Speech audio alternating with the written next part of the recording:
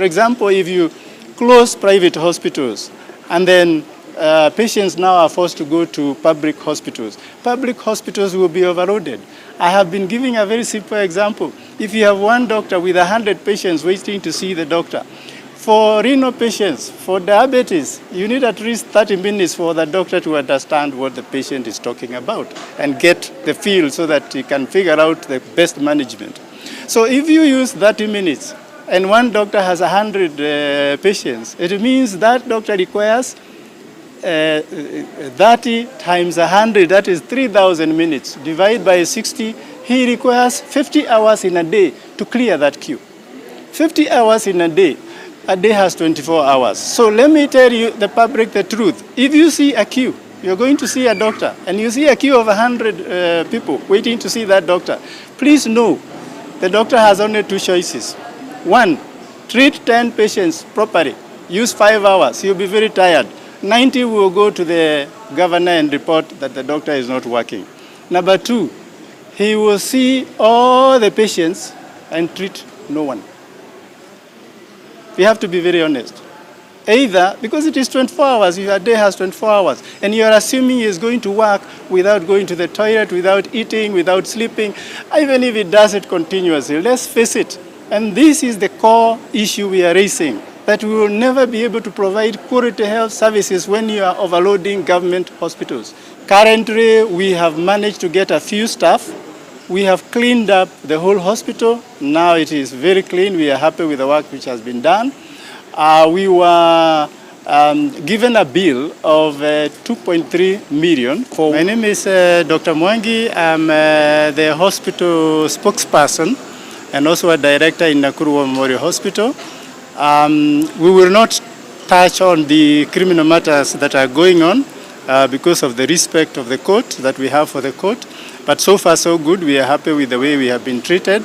And for the civil matters, I believe many people are aware that on the question of the cancellation of title for Nakuru War Memorial Hospital, that there was a judgment delivered, and it was declared, the cancellation was declared null and void.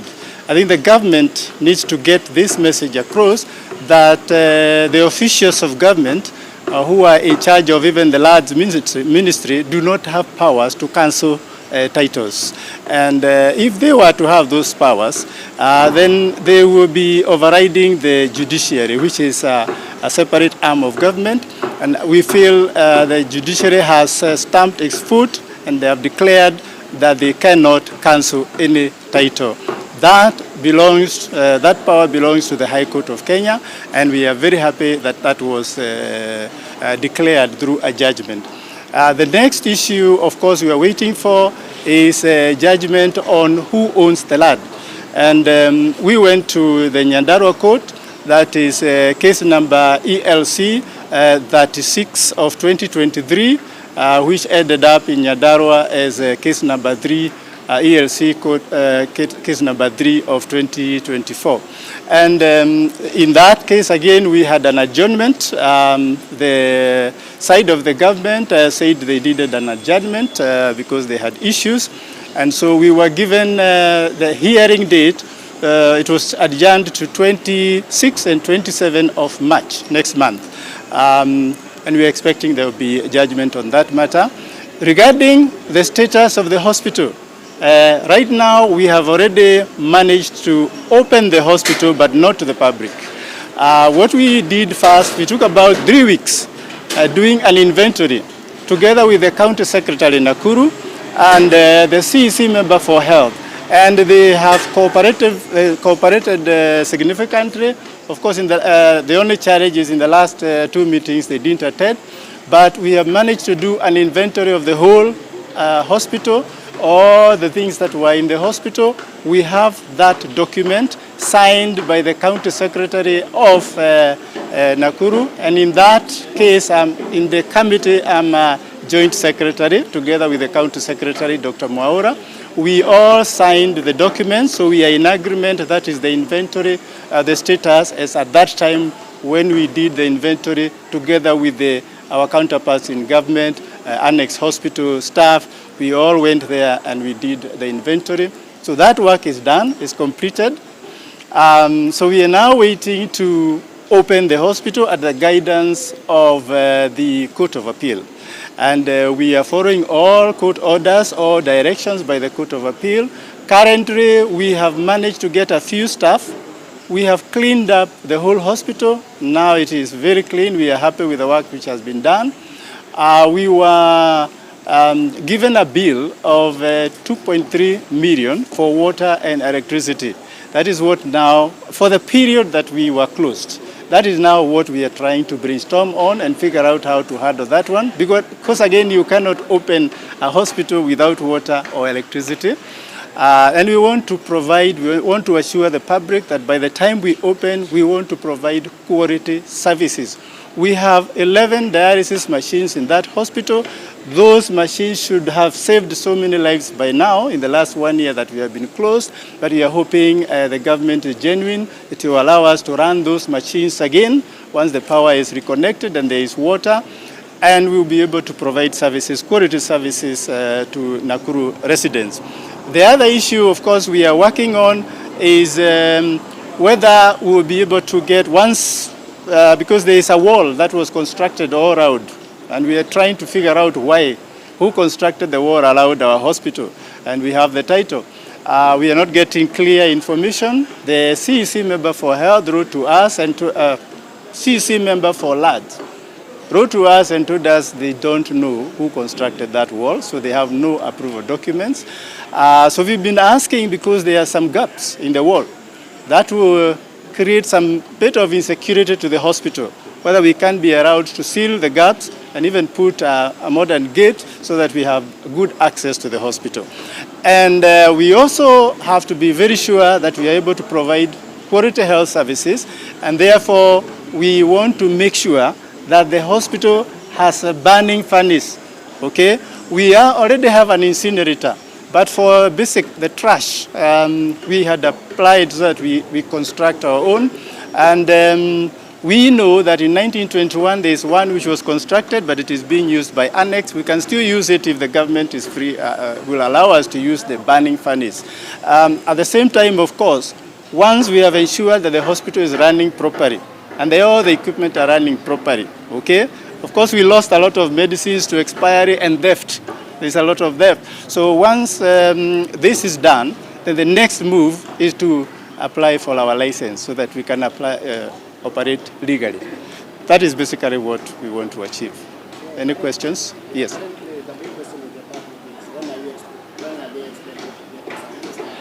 I know there is a lot of interest.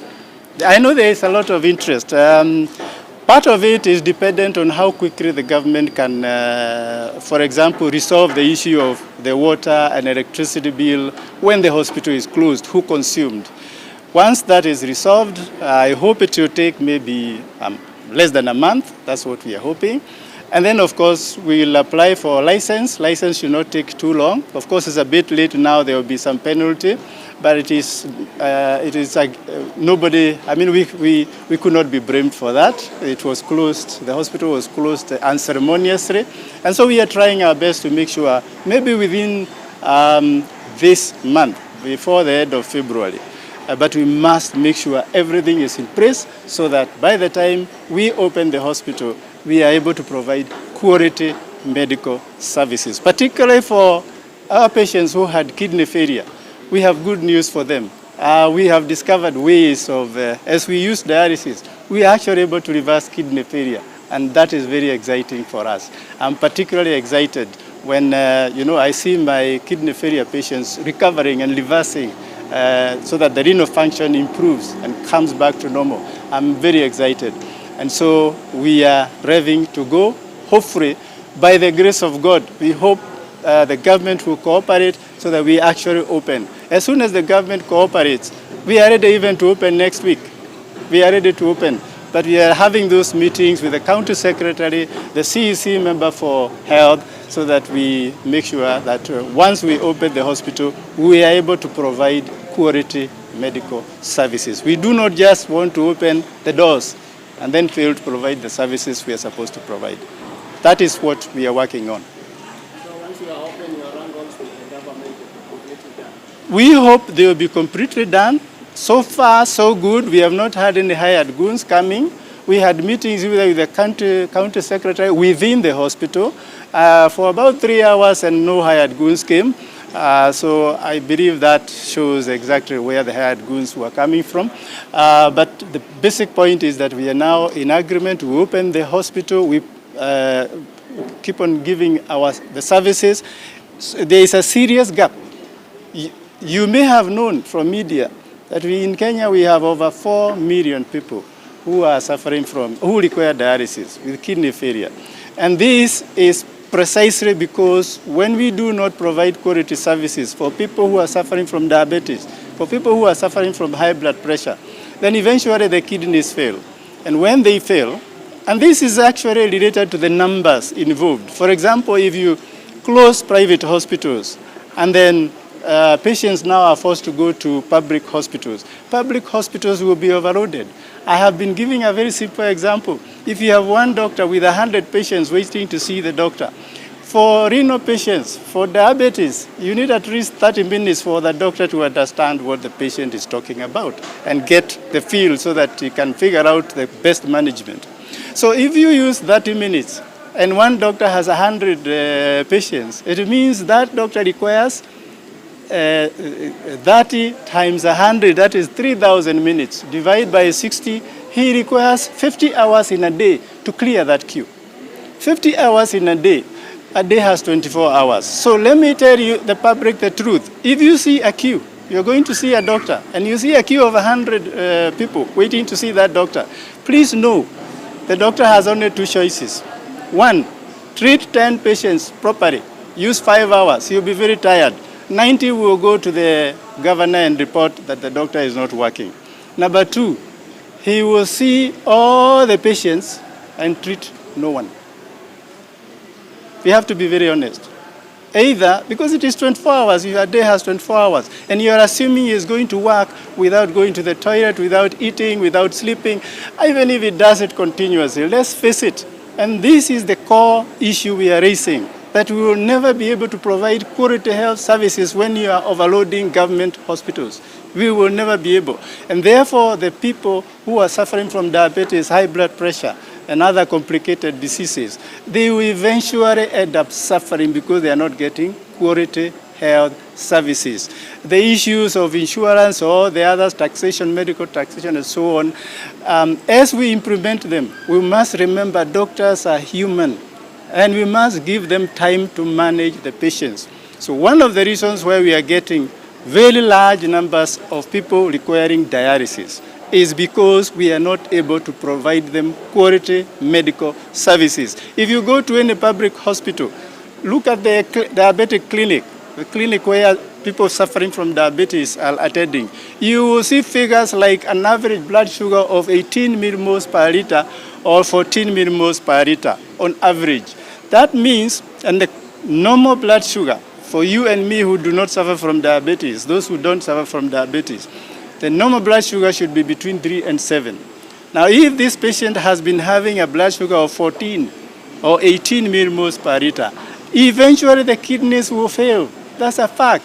The eyesight will fail. He will eventually have problems with blood circulation to the extremities, like the legs, and they will start dying when he is still alive. He will end up requiring amputation. So unless we make our decision that we are going to provide quality medical services without overloading our doctors, there is no way we are ever going to deal with the complications that we are getting from diabetes, from high blood pressure, and many other diseases, including TB. And so, as a doctor, I feel it is necessary for the public to know that for us to provide quality medical services, the public sector and the private sector in the medical field are like the wings of an aircraft. If any one of them is weak, the aircraft will come down.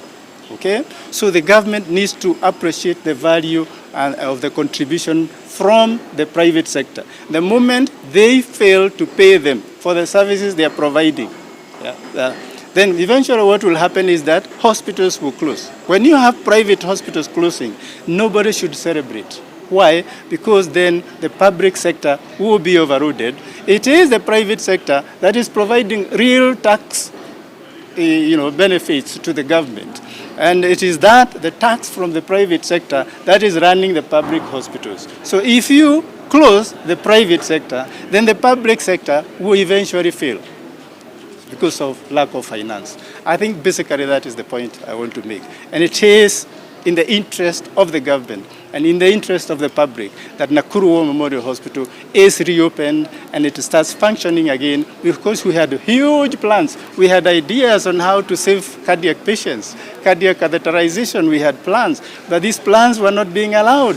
We applied to the county government and they blocked the development. We had ideas on how to deal with cancers, because there are very many right now. Oncology units, we were ready to start. Even in partnership with Nairobi Hospital, we were ready to start, but now they blocked us. So we are hoping they have seen the light, and they will now allow us to open the hospital and provide quality medical services for our Nakuru residents and even wider. We had patients who are coming all the way from Kitale. Right now, some of them are going to Nairobi. We were ready to open and provide those services so that they don't have to go so far. Thank you so much.